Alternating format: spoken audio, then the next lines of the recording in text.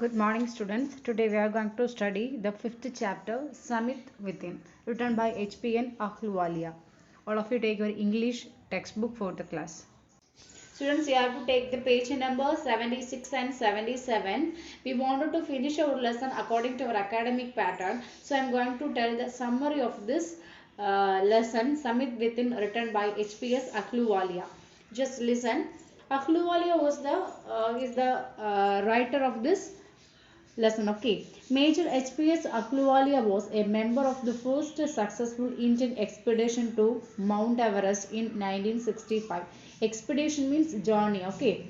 How did he feel and when he stood on the highest point in the world? Let us hear the story in his world. Climbing the summit and then the more difficult task of climbing the summit within. Here, Major Ahluwalia was member of the first team conquering Mount Everest in 1965. In this extract, he tells about his feelings standing on the highest peak of the world. His first feeling was of humility. He thanked God because the expedition had ended successfully. He was both happy and sad. He felt aggrieved because he had reached the summit and after that there would be nothing higher to climb.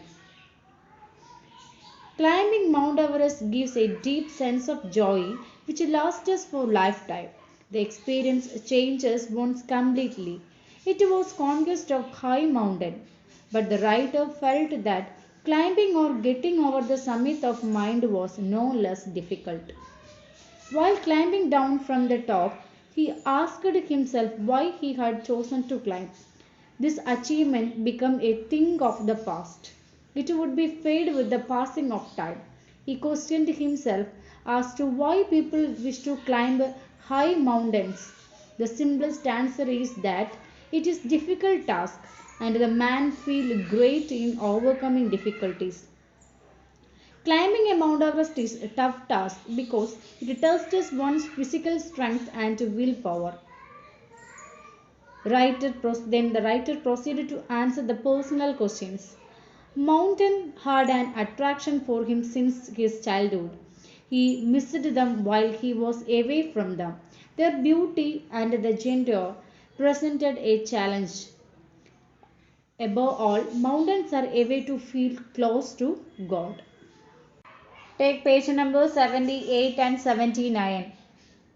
Summary of this pages. Why? But why the Everest? He chosen it because it was the highest and most challenging task. It was a hard struggle with rock and ice. When he stood on the summit, he felt joy of having done something great, of achieving great victory. The call of Everest draws him to it. It is difficult to tell the reason for climbing. It is like answering why one breathes or why you do good act. The success is followed by the sense of fulfillment or satisfaction. It is a proof of man's love for adventure. The experience is not just physical but spiritual. You make all your effort to go up. Breathing is difficult. There are moments when you feel like going back. But something in your checks you from giving up. When you reach the top, you tell yourself that it was a reward effort. Below you see vast valleys. You bow down to God for your worship. The last paragraph, page number 80. Summary. The writer left a picture of Guru Nanak and his companion Ribot left a picture of goddess Durga on Everest. Fu Dorji left a relic of Buddha. Edmund Hillary buried a cross under the rocks in the snow. These are symbol of respect to God. There is another summit to climb. It is within yourself, your own mind. The most difficult task is to know oneself. One has to do it alone and himself.